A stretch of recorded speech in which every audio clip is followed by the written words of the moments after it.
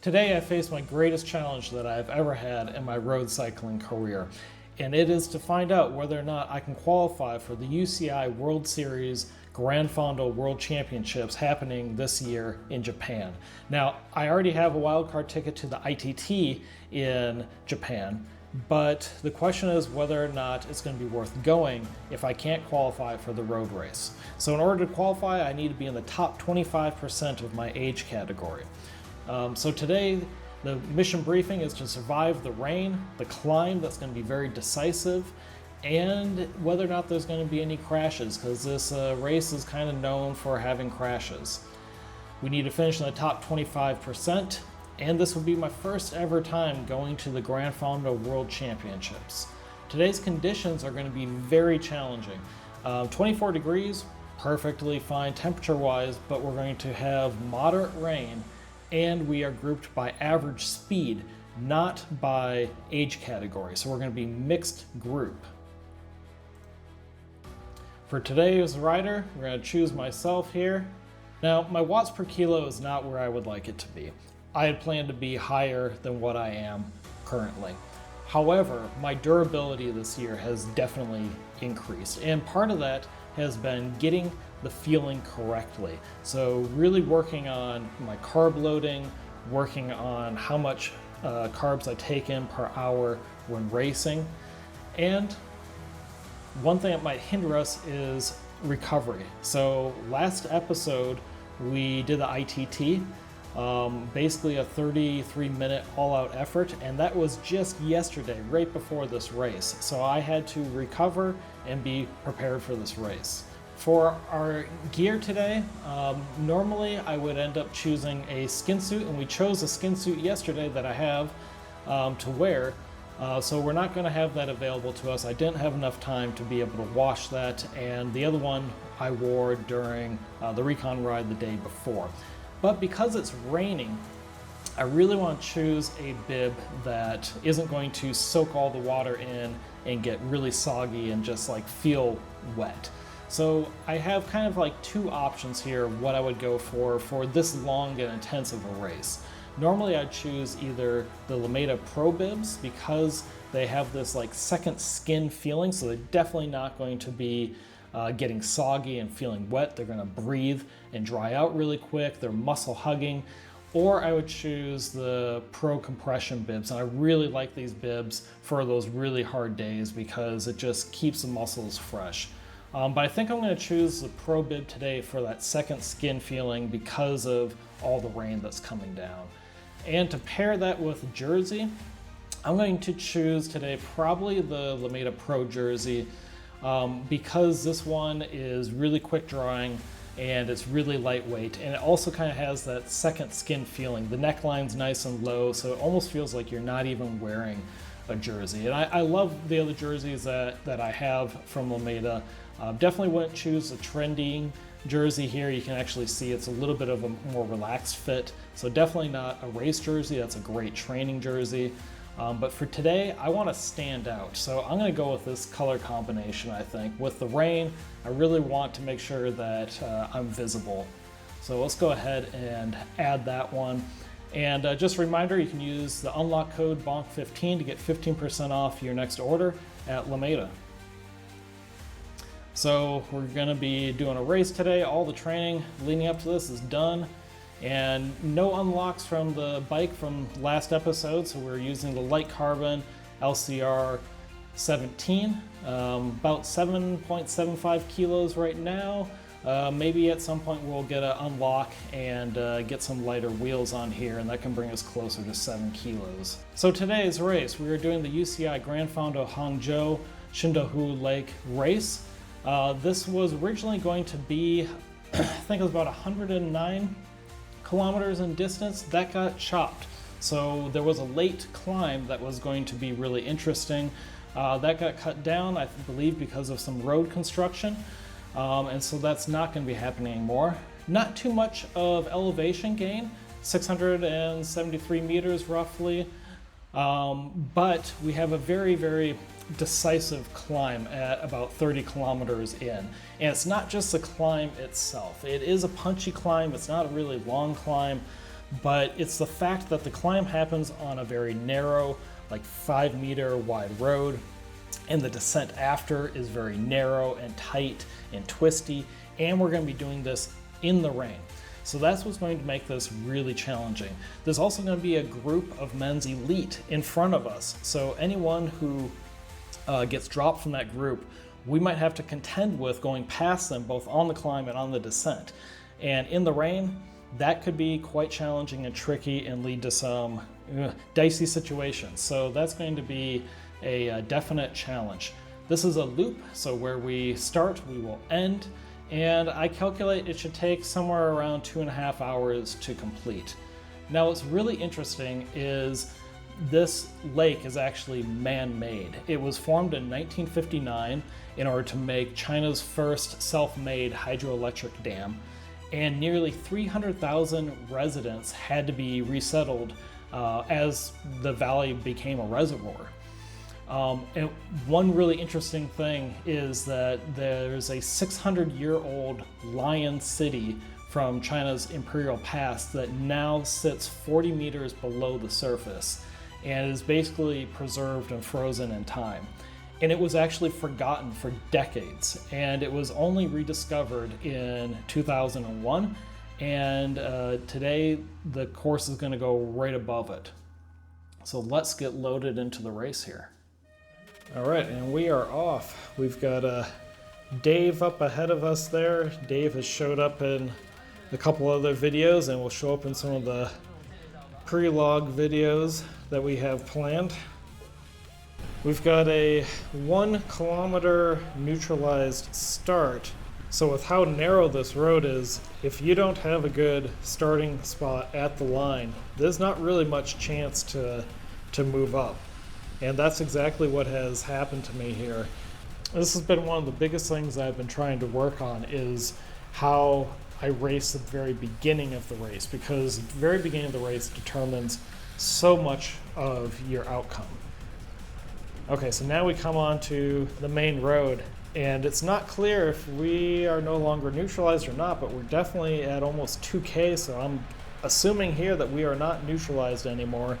And we start kicking off, and right away we're doing 400, 500 watts because everyone ahead has surged and we have this accordion effect. So all of us in the back got strung way out, and now we have to somehow get back to that front group there. So it really wasn't good positioning on my part here at the beginning, and it put me in a bit of a pickle. But wait, hold on a second.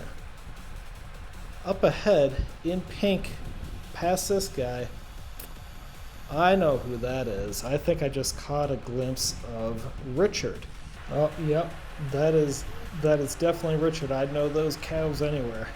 So if you remember from the UCI Gran Fondo Hainan that I did in December, Richard was on that final climb with me, and he's just an absolute legend. I mean, really positive and really encouraging everyone. But importantly, now that I see him, I know that I can lock onto him because I know we're roughly at the same power output, and that I can climb well with him. And here it happened. You can see somehow in front of Richard there, we lost contact. Make sure he's got my wheel, and we're off to the races. See if we can hunt down that group that's ahead of us. But we are in no man's land. I mean, they are way up there, getting 71 kilometers per hour on only a -5% grade. Gives me a little thumbs up. That's what I mean. We're all suffering. He's still encouraging everyone on. And great job by the organizers here to get all the signages up. I mean, we're taking a sharp 90 degree, and look at how big that sign is. You can't make a sign bigger than that to tell people where to go. This thing's ginormous. It's bigger than signs for cars. And going into this climb, I'm just hoping that Richard is still behind me. I don't know. I haven't been able to turn around and take a look. I can't see him here. I'm hoping he's still back there, and that as we thin out more people on the climb, that he ends up coming up beside me, because I really don't want to drop him on the climb and end up on my own after the descent. Double elbow when you get up out of the saddle because you throw the bike backwards. Motorbike coming past us there.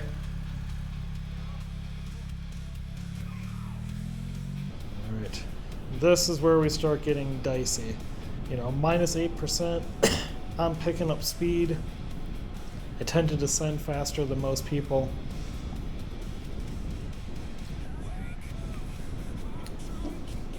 So when you have mixed descending skill abilities, and right there was maybe my bad. I maybe shouldn't have put myself into that slot, but that guy kept moving to the left, and at my speed I don't have any way to stop or go, and you can see I'm just passing people left and right here. Now this is really interesting. This guy here has an airbag around his neck so that if he crashes, it should in theory deploy so that he remains safe if he were to crash. And I do think something like this is going to be a pretty big innovation in safety for cyclists, both amateur cyclists and in the pro peloton in the future. I don't think this iteration right here, as we see it, is how the future is going to be. I think that's a little bit too much to ask for most people or most cyclists. It's too much to ask for me to be able to go and wear that. But I definitely think something of that sort is on the horizon and will be a game changer for safety. Oh, there we go. Richard is still with us. That's good news, good news. Now I gotta put in the watts to deserve to stick with the group here. Would you hear that thunder? Holy crap. Okay. Yeah, we're in the thick of it here. And here comes the descent. So this is where it's gonna be really risky. They're warning all of us, you know, slow down, be careful, because it is wet. Everyone's going to be descending on very narrow roads here with different skill levels in descent. And that's what my challenge is right now, is I'm having to modulate how much speed I hold. I would normally not brake right there at all, but I don't have a line to take in order to get free of these guys and not run into anyone. So, you know, not even really having to do too much leaning of the bike here or even like putting my leg out. Like, it's all just about maintaining the speed through these corners and taking a good line. So this is what you need to practice in training, is taking a good line. And unfortunately, a lot of people don't have the ability to practice that because they live in more flat areas. Or even if they do, we need to really get like a skill course out there and walk through how to take a fast line. Because a fast line is a safe line. For instance, right here, this guy's taking it way wrong, and this is the line you should have taken to cut the apex. And so I'm able to finally get past everyone. Only got one guy in front of me here now. He's going real slow down this. And now I'm free. I've got no one in front of me, and I don't have to worry about what's going on behind me. I'm just focused on my corner, my line, my speed, my brake. This is a sharp corner here, and we're gonna just cut that nice and easy, using the road that we have, put some power down right afterwards, and then get ready for the next corner. Now my goal here isn't to plow down as fast as I can. My goal here is to go down safely and to have a little bit of time to recover afterwards. I don't want to drop everyone behind me at this point. If there was a group in front of me, then yeah, I'm fine dropping people and I'll catch onto that group and pull turns. But I know that I need to work with Richard and some of the other guys behind me in order to conserve energy, because we're only 35, 36 kilometers into this race. We still have another 60 plus kilometers to go. And doing that all on my own, I'm going to get caught by everyone behind me. So it's not smart for me to just plow ahead. All right, so I've been pulling on my own here for a little ways. And checking behind me, it looks like we've got a group back there, so I can finally pull off the power a little bit, let these guys come through and start recovering from my pulls. And we've got Richard in that group there, so, you know, success. Richard was just thanking me for taking some pulls, and later on thanking me for showing them the lines to take on the downhill, that they didn't have to think about where they needed to be. They could just follow my line because my line was fast and my line was safe. So, you know, if you guys learn how to descend fast and safe, other people around you will benefit as well. Yeah, Rich was saying, get on the wheel, let's go, let's go. I actually prefer being on the front because I don't have the tire spray coming right into my eyes, even though I'm having to go into Sufferfest mode here and go past my threshold and into zone 5 to keep us moving at the speed that we need to be moving at. So with every kilometer, I'm getting more and more hopeful here that I'm going to be able to qualify, because it's not just my effort, it's the group effort now. Oh my gosh, guys, I think we just did it. There's Dave. We caught back up with the front group. Now I don't know if there's a group that got in front of Dave, but we actually worked well together and caught a group ahead of us. That's a first. That's a first. Usually once that group goes in front, I never see the front group again. Never, ever. Yeah, it might have also been a testament to Dave's group. Maybe Dave's group just wasn't pushing on as hard as they normally would. All right, so coming up on the inside here, trying to gain some positioning back. I'm not in position of where I wanted to be. I'm way too far back. I'm like 10, 12 positions further back than what I need to be at this point, and I know it. I got caught out of position, and I don't want to be here going into that corner and fighting for everything that we have at the end here. I also don't like exactly where I am going into this corner. I'm signaling. We've got a corner coming, and oh my gosh, yep, exactly what I was worried about. Oh, and somehow I managed to avoid that crash, but I am out of position. We will take a look at that crash, because I don't know how the heck I avoided that. Okay, here we come, here we come. All right, and everything we've got, everything we've got. It's not as much as I would like. We've got guys coming up on the other side here, not my age group.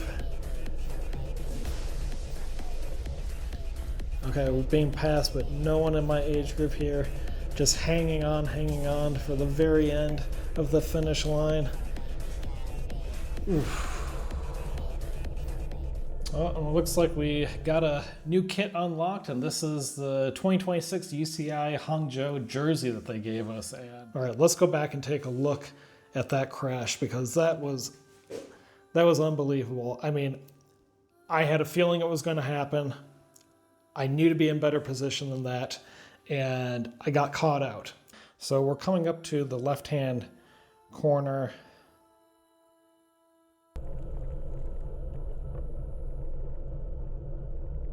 And I'll signal that we are going left, and I think right here we're getting a picture of the guy who's going to cause a crash. So he's really cutting up that left-hand side. Really, I mean, no one else is that far inside. I mean, we're moving at about 40 kilometers per hour, 43 kilometers per hour here. And he's on the inside, and he's gonna carry that speed and momentum right on through that corner and have to go super, super wide, which with this many people in front, it's not going to happen. It's just not going to happen. I'm signaling and he's still coming. He's still pedaling even at this point here. I mean, he's not far from where that corner is. You know, brakes are on. Oof. Let's back up just a little bit here. Okay, right here. This is bound to happen. He was going to carry that momentum all the way through the corner.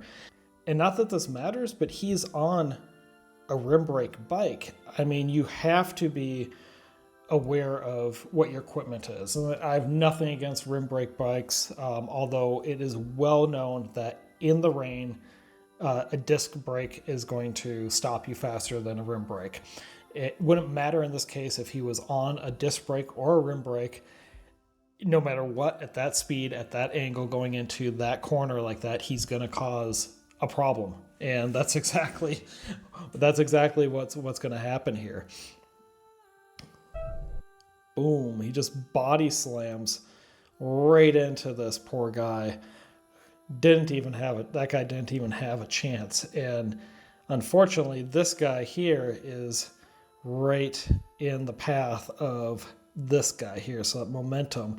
And right now I'm watching this happen, and yeah, I'm already on the brakes from the corner. And what I think kind of saved me here is most of the times you guys want to be using your front brake to brake quickly. Okay, a lot of people get that wrong. They think they need to use their rear brake to brake quickly, and they're scared to use the front brake. The front brake is going to stop you the fastest. You have to be careful in modulating it and not pulling too hard, otherwise you're going to flip over the front of your bike. But there is times when using the rear brake is the correct thing to do.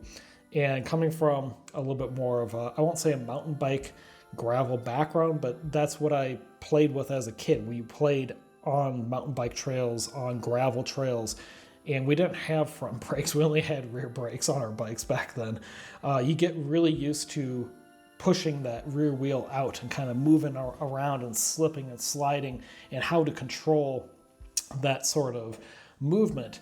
And in this case, because that's what I'm doing here, I instinctively started pulling that because I'm going to slide myself this way to avoid and then counter back the other way. My rear wheel almost had contact with them there.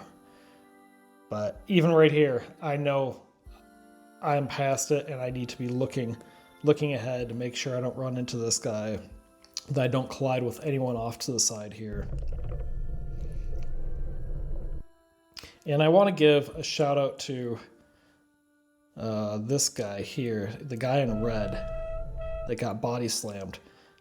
So from the photos that I saw, and I'll put them up now if I find them, he picked up his bike, his chain was off, he probably had some damage to the bike, and he carried the bike and ran the rest of the way to the finish line. That takes heart, and kudos to him for doing that and for finishing the race. And that's tough. I mean, he probably destroyed his cycling shoes, running on them like that. But he was determined to probably qualify. He was probably in a position here to qualify, and he was determined to finish as fast as he possibly could, despite this happening. So that just, when I saw him coming with the bike, riding with the bike at the end, I got really, really emotional of like, that's someone with a lot of heart. And that's just one of the beautiful things about the sport. Like, this was really unfortunate that this happened to him, but he picked himself up and he continued on despite that hardship in order to do everything within his own power and his own control to finish as high of a ranking as he possibly could. So, hats off to him. Okay, so did we do it? Did we actually get in the top 25%? Yes, we did. I'm so happy about that because it almost came to a crash at the end, of destroying everything, potentially. Wow, what a beautiful race. Honestly, that was one of the most beautiful races, and one of the races I'm most proud of racing, because there was a lot of hardship coming into this race, for me, mentally, emotionally, coming from the ITT stage beforehand and everything I talked about at the end of that video. So check out episode 1 for that. But also just all the rain coming down, the fact that last year, even though I'm at pretty much the exact same FTP as I was last year, I'm so much more durable than I was last year. There's no way I could have been able to repeatedly gone and put out that much effort. I was looking at my data on intervals.icu, and I spent like 20 minutes in zone 5, another 20 minutes in zone 6, and 5 minutes in zone 7, and like 40 minutes in zone 4. Like, that's a lot of watts, guys. I mean, that's, and you saw it like constantly up and down on the climbs. It's not my style of climbing. I'm much more of a steady threshold guy, and in the past I would have blown up completely, and I wouldn't have been able to stick with the group. I would have gotten dropped. And here, I stuck with the group. I led the group. I led us in the descent. I was able to constantly keep taking pulls at the front all the way. There wasn't any point that I pulled back and was like, nope, I'm just going to completely conserve. It was only during that last 10K that I purposefully held on to something, and didn't pull all the group there. I mean, there must have been like 40, 50 riders with us at that point. Like, that makes no sense for someone like me to be at the front pulling a group all the way. And I looked at the results, and if I had been in better positioning before that corner, I wouldn't have had the crash in front of me, and I would have been in contention for the 10th place finish. Now, I'm not saying I would have gotten 10th place if the crash hadn't happened, blah, blah, blah. I'm saying if I had been in better positioning, I could have contended the 10th place, because that was the guy who finished in my group, our group right there, got 10th. That's pretty awesome for me to think about, because there was like 490 riders in my age group. I finished 16th overall, and I had the chance to contend for a top 10 finish.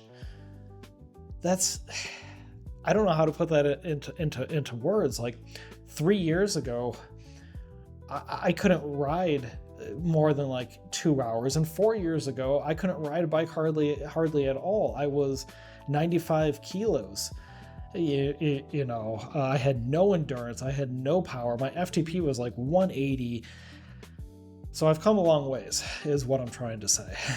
And I'm proud of how far I've come, and I've now qualified for the highest race championship in the world as an amateur rider for Japan, both in the Gran Fondo and a wild card through the ITT.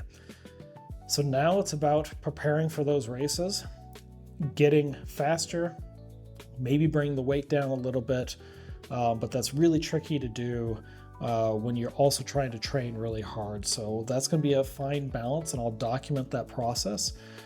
But I'm really looking forward to Japan now. I was kind of questioning whether I wanted to go, even if I did qualify before these races, but after this, I have a drive to go, and I know I'm not going to be contending for a podium position or a top 10 position, most likely against some of the best amateurs in the world. But I want to see where I stack up. I want to set that benchmark. I want to give them hell and do the best that I possibly can, and see where things land, you know? And yeah, I'm really hoping you guys come along for that journey. Thank you for watching. Please share this with your friends, comment, and follow along for the future episodes and adventures. And until next time, I'll catch you guys later. Peace.